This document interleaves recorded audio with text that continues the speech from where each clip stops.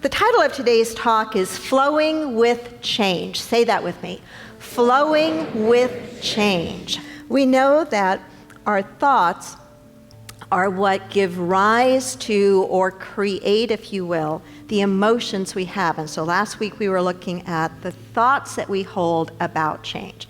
Walsh says, though, that we need to go deeper than that, and we need to understand where those thoughts are coming from. The thoughts trigger the emotion or cause the emotion, but where do the thoughts come from?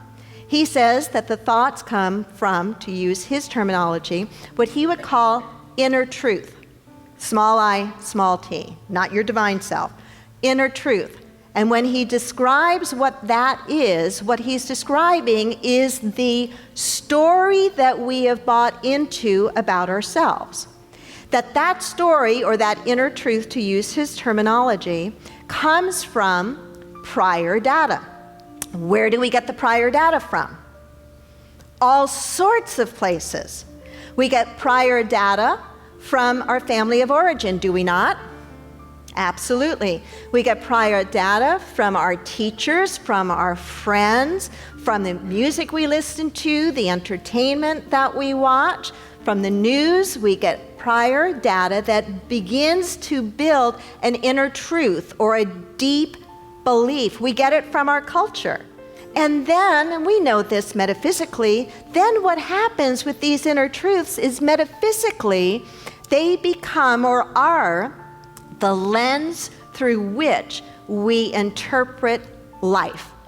They become the lens through which we look at our opportunities, the lens through which we look at our challenges and our problems. They are the lens. So for example, if your dad told you all your life that you're pretty average, you're never really going to amount to a whole lot, nobody in the family ever has done anything great, and you're just kind of not going to be a star, you're just not going to ever amount to much, we collect enough data that becomes an operative inner truth. And so then, if we get laid off, or our spouse or our partner leaves us, or some big challenge happens in our life, we go, oh, Dad was right.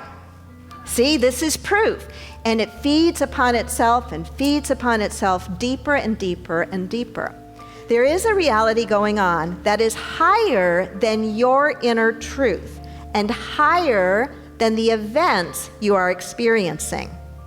Paying attention to the third reality can so affect your life that you may never have to endure emotional turmoil again, ever. It's a pretty big claim. This is where a Buddha lived. This is where Christ resided. This is where all true masters live. It was a home of Yogananda.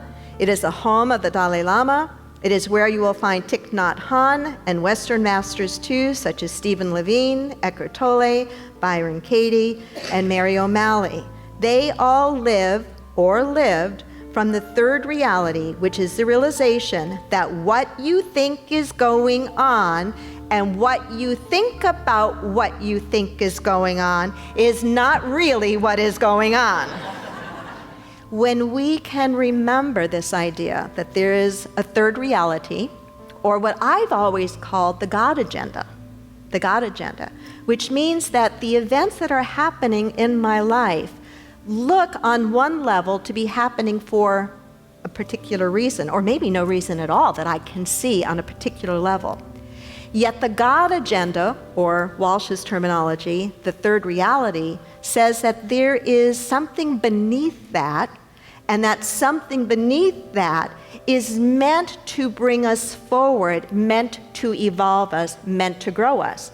And then he goes so far as to say, because it is meant to evolve us, meant to grow us, we can change that inner truth by believing that all change is good.